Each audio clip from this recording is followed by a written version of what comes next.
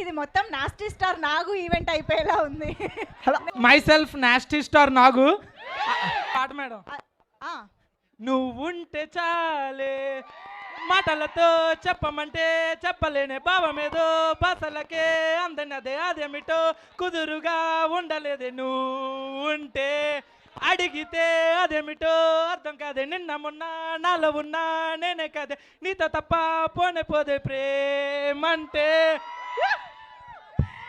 Yes Andhra king తాలూకా. అను గారు మీకు already last time చెప్పాను మీరంటే ఎంత ఇష్టం అన్నది. అదే డైలాగు ఎందుకంటే ఈరోజు అనుపమ మీరు గారు అండ్ రామ్ పోతినేని గారు ఇద్దరు కలిసి హలో గురు ప్రేమ కోసం సినిమా తీశారు. ఆ సినిమాలో డైలాగ్ మీకు ప్రపోజ్ చేశాను లాస్ట్ టైము. ఇప్పుడు అదే డైలాగ్తో మీకు ఇంకొకసారి ప్రపోజ్ చేద్దాం అనుకుంటున్నాను మేడం. ఐ లవ్ యూ అను. అదేంటి ఫ్రెండ్స్ అనుకున్నాం కదా. ట్రైల్లో మీ మీద ఉండే కోపం ఇంటికి వచ్చాక ఫ్రెండ్షిప్గా మారింది.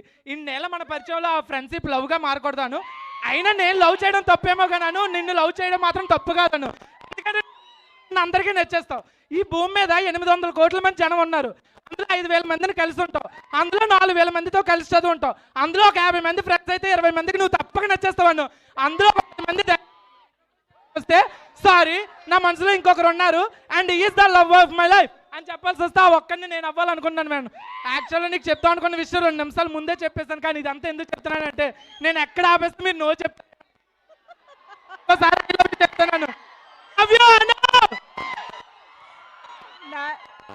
అయిపోయిందా? గిఫ్ట్ వద్దాం అనుకున్నాను మేడం. కానీ నాకు మీ మీద ఉన్న ప్రేమకి తగ్గ గిఫ్ట్ ఈ బుక్ మీద దొరకలేదు మేడం. ఉన్నది ఒకటే అది నేనే.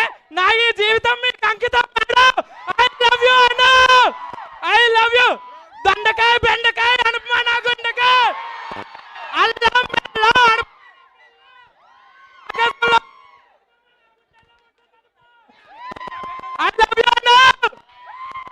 నాస్టీ స్టార్ నాగు నిద్దట్లో లేపినా చెప్తావు కదా ఈ డైలాగు. అను అంటే నాకు ప్రాణం మేడం. తెలుసు ప్రతి ఫంక్షన్ లో రావణాసుడు వాళ్ళ ఆవిడ కూడా వాళ్ళ ఆయన పవన్ కళ్యాణ్ అనే అనుకుంటుంది. అను మేడం ఒక్క సెల్ఫీ మేడం మీతో ఒక్క సెల్ఫీ. ఇప్పుడు ఇన్ని సీట్లు దాటుకుని వెళ్ళడం కష్టంలే గాని. Okay madam. పైకి అగో అక్కడ.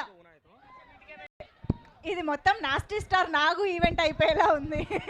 నెక్స్ట్